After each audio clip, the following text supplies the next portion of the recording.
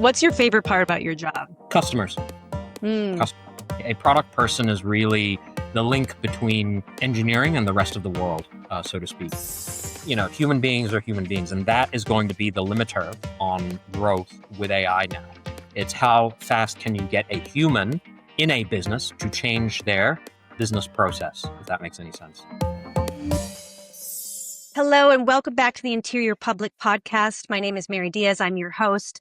And today I am joined here by Nathan Creswell. He's the head of product at Lead IQ. Nathan, thank you so much for being here. We're really happy to have you and to have this conversation today. Why don't you go ahead and introduce yourself? Tell us a little bit about who you are and what you're up to. Sure, no problems, Mary, and thank you for the invite to do the podcast. I have a lot of fun doing these. So my name is Nathan Creswell. I am the head of product / chief product officer, if you want to call it that, at Lead IQ. Lead IQ is a sales prospecting company that helps go-to-market teams prospect faster, better, and with greater signals, and hopefully soon with AI. And I'm also on the side an avid angel investor. I've been in Silicon Valley a while. I've been around the block for a while, and I'm an angel investor and general interest in anything product and startup related. I love to help startups, advise startups. In addition, I'm part of a fractional partnership for CXOs, so any kind of CXO expertise, CFO, CHRO, COO.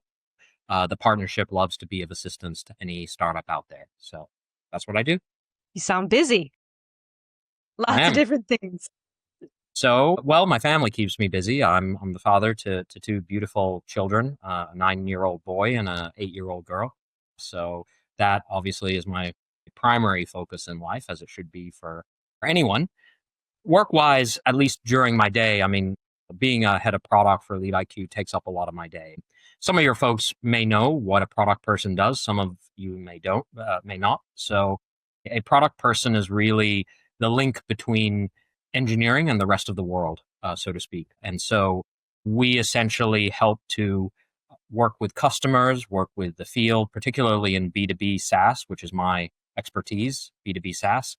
And so we work with our business customers, with our go-to-market teams, our professional services arm, sometimes even our marketers, and we manage the product. That's in our title, product managers. So it's great. So usually my day is filled with, if it's not talking with customers, then talking with the field, sometimes dealing with escalation, sometimes not, working out roadmap, discussing features, debate, writing specifications, looking at Jira, Atlassian. If some of your listeners know Jira and Atlassian, that's, managing our backlogs in Jira and everything in between. As well as, of course, being the head of product, I do a lot of leadership activities as well. So Awesome. That's great. What's your favorite part about your job? Customers.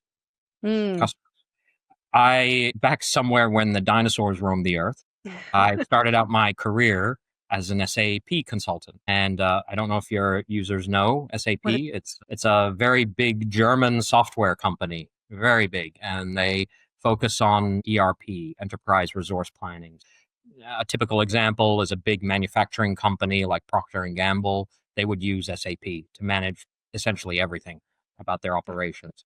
So I was an SAP consultant, and I still remember the joy of solving a complex customer problem and seeing that solution make their lives better. And that's why I became eventually a product manager, although that happened later in my career. But I started out as an SAP consultant, implementing SAP, which was one of the frustrations I had implementing it because you couldn't change it. Yes, and some of your listeners who are familiar with it might debate me on that. Yes, you can change SAP. But certainly back then, it was SAP R3 that we implemented. It was very difficult to change to a customer's business process. And so what you would tend to do is change the customer's business process to match the software, which a lot of customers didn't like, even if it was a better way to execute on things. So that's kind of how I started out. Lovely. Sounds like solving problems is at the base of all the things that you do. Yeah, absolutely. And I think, one of my old mentors really said it best. The real what we do in product, and it's a phrase I often repeat, is we ship product, technology product, and we make customers happy. Mhm. So that is really probably the only two things that are in your control as a product manager, because the rest of the organization doesn't report to the head of product. Only product managers report to the head of product typically. There are exceptions these days. And so really the only thing that's in your control is shipping product and making customers happy. Tell me more about Lead IQ. What problem does it mass solve for its clients? So Lead IQ essentially is as I said, is a sales prospecting tool. So go to market folks, account executives, SDR, sales development representatives, BDR, sometimes they're called. There's a new term, XDR, because people got tired of saying SDR and BDR. So they primarily use it to prospect for outbound prospecting. So what they would like to do is they see a profile that they think could utilize their product, their technology product, and they want to contact them. They want to reach out to them. And so there's a whole class of software dedicated to just that. So we facilitate that. We make it easy. We let them capture the prospect's email, send it into their CRM or their execution tool to send multiple emails. And we essentially facilitate that whole entire end to end process. In addition, we also service a persona called revenue operations, and revenue operations tend to want this kind of information en masse. Bulk enrichment is what we call it.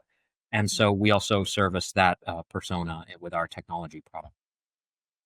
I'm most excited about the advent of AI. I think anyone in technology will mention AI. I think everyone is still trying to work out what it means. I think a lot of people don't know still what it means. These capabilities have not been around for a long time. I remember the day when I think it was ChatGPT 4 they might have released, and they put they'd released various versions of ChatGPT before that.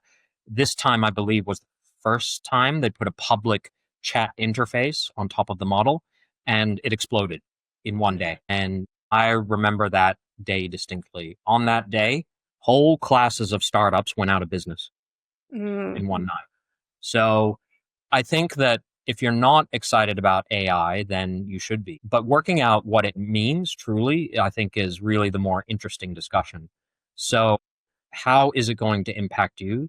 There's a lot of talk, and you're seeing a lot of these things happen in software engineering first, because it's the software engineers that tend to play with the cool new tools for themselves. So a lot of the innovation in AI you're seeing in products for engineers. And so you see that in software development. Now you can develop an entire prototype of a product without needing an engineer. That's what Cursor, Bolt, Replit, Lovable, all these companies are doing at the moment. Um, so, you're really seeing a paradigm shift in terms of even how you build software. And that paradigm shift you're going to see eventually leach into other functions. I think the only constraint on other functions will be humans themselves. Humans can only take a certain amount of change. I don't know how you feel, Mary, but if I have to change my routine, I get very grumpy. So if I'm used to doing things a particular way, I reject it, right? Any kind of change. And human beings are human beings, and that is going to be the limiter on growth with AI now. It's how fast can you get a human in a business to change their business process, if that makes any sense. And I imagine with Lead IQ that you guys are right at the forefront, just like aggregating data, pretty integrated with AI at this point. Oh yeah, 100%. I mean, I believe that, the kind of software we do is very much focused on sales and marketing. And sales and marketing have a lower bar of failure, if I can say it that way. Other domains like healthcare have a very high bar that you have to reach before you can achieve success, because in healthcare you could be dealing with medicine, you're dealing with people's lives, you're dealing with things that are very, very pertinent and to humanity and humanity's life, and you really have to be careful about what you do in healthcare and making sure that it's successful and meets the bar. In sales and marketing, not to be trite or to demean sales and marketing, The worst that can happen is that a rep doesn't meet their quota, or an email goes out to a prospect and that prospect gets annoyed that they received a spam email, right? So no one's going to die essentially if sales software doesn't meet the bar for quality, right? So what that means is that you can experiment to a significant degree in sales that you cannot do in other domains like healthcare, like logistics. These domains have a very high bar for quality. So that's the difference with what you can do in sales and marketing and AI. What do you think are the challenges right now? There's a lot of challenges. With any new technology comes challenges. A lot of people will say we overestimate what technology can do in the short term and we underestimate what we can do in the long term. Okay. That's with virtually every technology wave. We saw that with mobile phones. We saw that with crypto. We saw that with this. We saw that with that. And you think it's going to change the world, but it does, but much, much later. So, and that's a large degree because of what I said before, because of human change more than anything else, not because of the technology, if that makes any sense. So, more broadly, I mean, I think there's so many challenges with AI. I mean, an article I was reading yesterday highlighted this. Software has always been deterministic. If you could, in deterministic, typically for software, you could say, if you do X, you will get Y 100% of the time. 100% of the time. With AI now, it is probabilistic. All AI models are probabilistic models. They are based on probabilities. And so you may, if you do X, get Y. You may not get Y. So that becomes a problem for businesses. Very often in businesses, and it's not always true in every domain, but you need a deterministic output. You need to say in a business, if you do X, you get Y, right? So that creates a whole host of knock-on challenges in how you deal with that. Everything from, well, how do you restrain the probabilistic nature of software so that it does become deterministic? Some of your listeners will have heard of hallucinations. AI can hallucinate and make up stuff, right? They're getting better and better at it. It hallucinates a lot less than what it used to do, but it still can. It's a probabilistic model. So, there's thinking around that. There's challenges in terms of what does it even mean for a software company to have probabilistic software building? It changes everything. Data becomes so much more important. Everyone has said data is the new oil, right? That's not a phrase that I invented, and that's been said for a while now. Data is now even more valuable than oil. Why? Because data is what is used to train the AI. So all these models out there were trained on sometimes mostly public sources, sometimes not, that some companies got in trouble for. But, by and large, huge swathes of data. And that data has to be good data. And you see that happening in companies as well. AI is only good as the data that serves it. And so as a company, as Lead IQ, we are a data company at our core. And so we believe because we have data DNA, we hope to create the best AI as a result. So that's just some of the challenges. There's so many more, but there's also great opportunity. Researchers in the field cannot predict beyond 2027, which is only a year and a half? Gosh, That's not that far. It's not that far away. So they actually don't want to predict beyond 2027 because the pace is so quick. You cannot. These are people deep in the field with PhDs and deep in the research. Can't predict beyond 2020 is going to happen. I remember when when the dinosaurs roamed the earth, I was a teenager. And when my father first bought an IBM PC XT, I think it was, that's one of the first Intel-based PCs that came out, and you ran DOS on it, MS-DOS, if people remember that. And I remember the sheer joy of controlling something in my life. Being able to have a machine that did anything I wanted, essentially. AI feels very much like that first experience and that joy in multiple areas for me. As an example, if some of your listeners may know the term vibe coding. The reason it's called vibe coding, and some AI folks don't like it being called vibe coding, One famous AI notable pundit wants to call it AI engineering. But vibe coding sounds, or vibe engineering, I should say, but vibe coding sounds so much more fun. And the reason is because you're coding on vibes. It's like, how are you feeling today? I'm going to do some coding. Uh, because AI has made building software that easy. All the tools I just mentioned before, Cursor, Lovable, Replit, it allows you to build software as a non-engineer, as a non-coder, as a non-developer. So and I know many others, have been creating software, pumping it out for just the silliest use cases, the most ridiculous use cases. I What's the need silliest thing you've created? so many silly things. One gentleman I know, he recreated an 80s retro game from his youth. I think it was Space Invaders or something like that. He recreated Space Invaders for himself because he really enjoyed playing Space Invaders. So, I've used it to create, a home renovation app, that can help people do home renovations, because I'm going through a remodel right now. So I know the pain of a remodel very, very intimately. So I used it to create that for fun. Anytime I get an idea, I used it to create, my family often goes to Hawaii.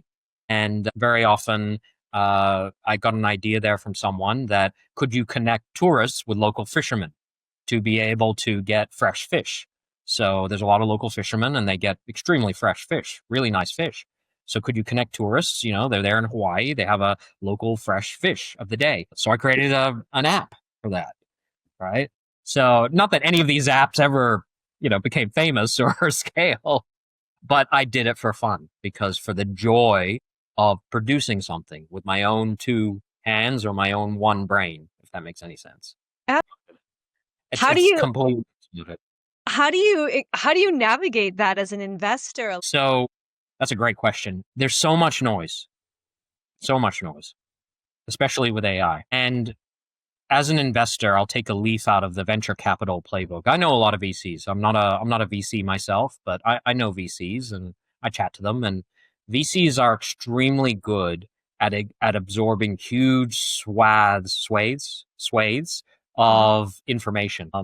They are very good at selecting the most high quality signal from noise, if that makes any sense. So I have found mimic that in my own little way. I absorb huge amounts of information. And when I read or see something that challenges my thinking, challenges my view of the world, or something that I've never heard of before, I become interested. And I say, well, that's interesting. I'm going to find out more. And so that pattern with AI noise is very helpful. If you can, and the great thing about AI is that it makes ingesting huge amounts of information far easier. Yeah. So now you can summarize 15 newsletters in 5 seconds, and you can get the salient, important points out of each newsletter. You don't actually have to read the newsletter. That's just one example. You can repeat that across almost any form of digital media now. Whether it's an online meeting or a YouTube video or this or that. So that's how I create signal from noise, and particularly when I see things that interest me. And it's a very general statement, but you kind of have to speak in the specific to give examples, if that makes any sense. You can even ask AI to play the role of Mary, train them against Mary's personality, say, I'm Mary, I do this. I want you to act as Mary, and I want you to take this newsletter and extract out what you think would be relevant to Mary. Feels like magic, if you ask me.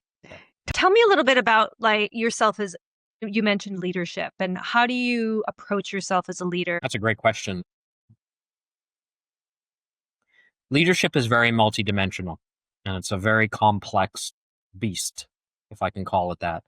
And I would say I'm still on my leadership journey. I think at my advanced age, I keep referring to my age because I feel very old, but it was very late in my career that I had the cumulative experience to even attempt to be a manager, let alone a leader. I think that you need to earn your stripes. You need to have experiences, good and bad, and failure, success and failure in equal measure. And your experiences then shape you as a leader, as well as your personality. Personality is very hard to change. So the type of leader you are tends to reflect your personality. So, you asked a question about leadership, and I feel like there's a broader topic here of just leadership in general without even considering AI. But if we want to thread the needle on the topic of AI and leadership, I think that being a champion for change in a company as a leader is very important. The company will change if the leader changes, if that makes any sense. The company will reflect the personality of the leader. The AI can very often help with that in the tactical, if we use just a very specific example, as being a coach, for example. So I know many leaders that use AI as a coach and say, pretend that you are someone in my company and I am delivering a speech to you on X.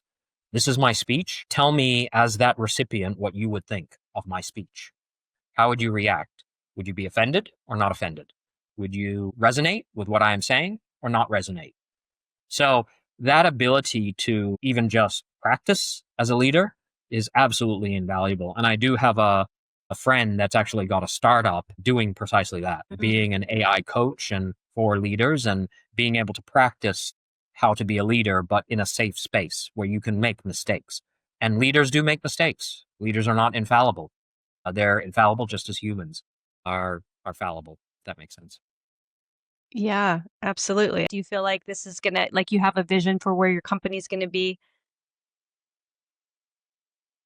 Yeah, I mean, absolutely. I think all startups want to grow into a decacorn. So hopefully some of your listeners know unicorns and decacorns. It used to be unicorn was the thing to be, and then a couple of startups blew past unicorn status, and so they needed another phrase to describe how much bigger these so-called startups are getting.